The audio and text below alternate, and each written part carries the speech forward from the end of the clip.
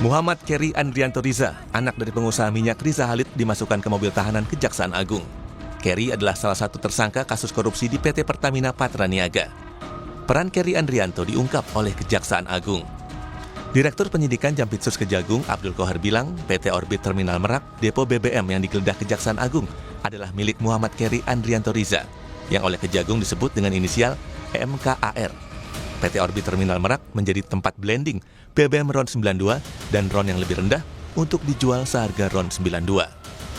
Tersangka MK memerintahkan dan atau memberikan persetujuan kepada EC untuk melakukan blending produk kilang jenis RON 88 dengan RON 92 agar dapat menghasilkan RON 92 di terminal PT Orbit Terminal Merak milik tersangka MKAR dan tersangka GRJ atau yang dijual dengan harga RON 92. Hal ini tidak sesuai dengan proses pengadaan produk kilang dan core bisnis PT Pertamina Patraniaga.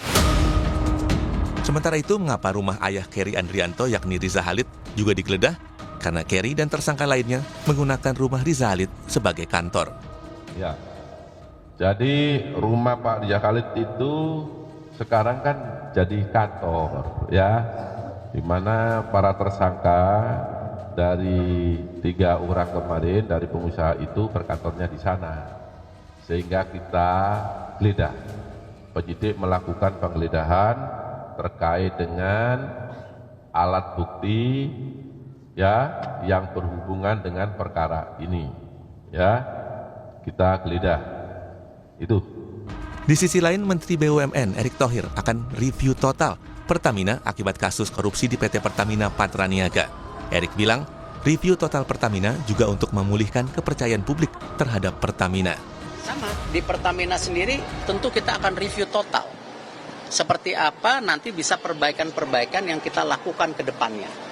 Ya, dan kita sama-sama petakan mana yang kita bisa lebih efisiensikan. Ya, ini ada holding, ada subholding. Seperti apa kita review?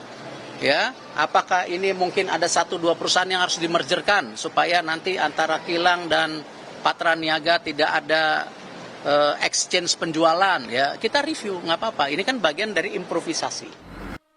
Korupsi di PT Pertamina Patraniaga melibatkan langsung direktur utamanya Rifa Sihaan. Ada 9 tersangka yang sudah ditahan Kejaksaan Agung.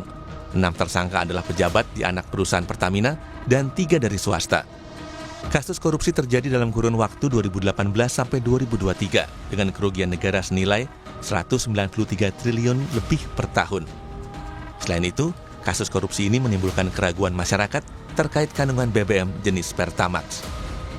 Tim Liputan, Kompas TV. Kejaksaan Agung mengungkap kasus dugaan korupsi dalam tata kelola minyak mentah dan produk kilang pada PT Pertamina, Subholding dan kontraktor kontrak kerjasama atau K3S tahun 2018-2023 menyebabkan kerugian keuangan negara sebesar 193,7 triliun rupiah. 7 orang telah ditetapkan menjadi tersangka dalam kasus ini, diantaranya RS selaku Direktur Utama PT Pertamina Patraniaga dan sejumlah orang dari pihak swasta.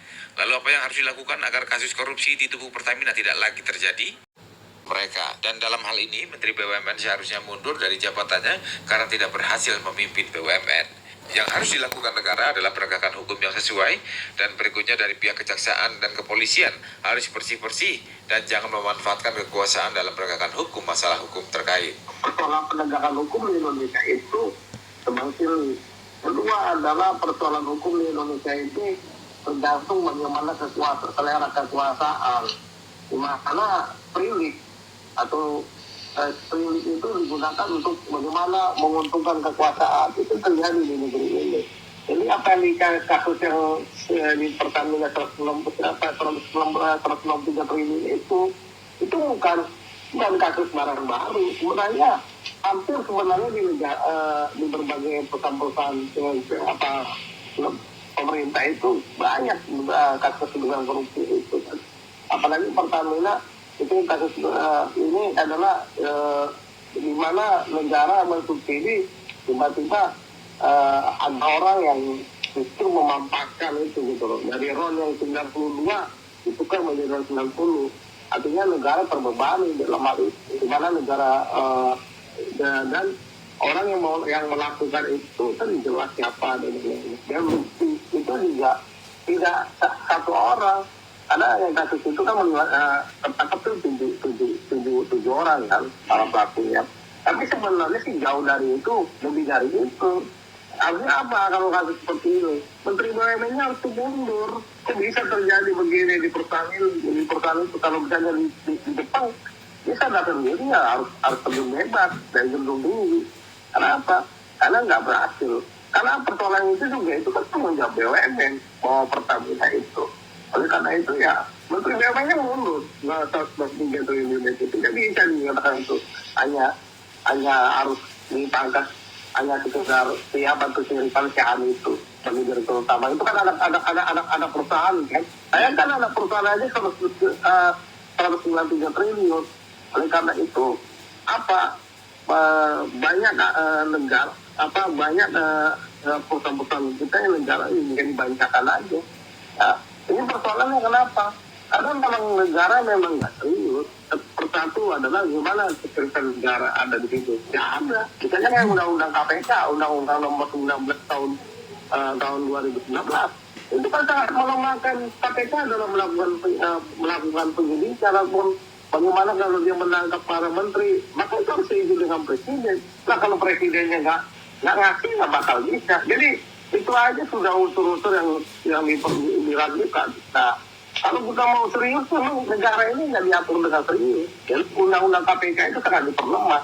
Nah, oleh karena itu, maka kalau mau serius ya, pertama adalah penegakan hukumnya yang harus dilakukan.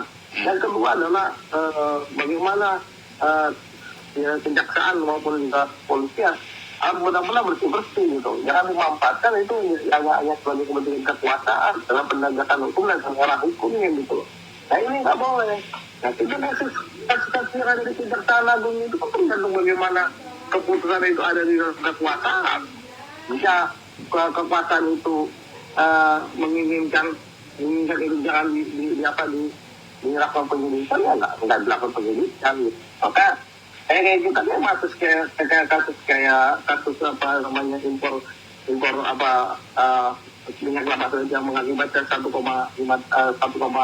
triliun itu melibatkan salah satu menteri, apalagi kasus perdagangan. Kita tahu impor gula, nah itu terjadi.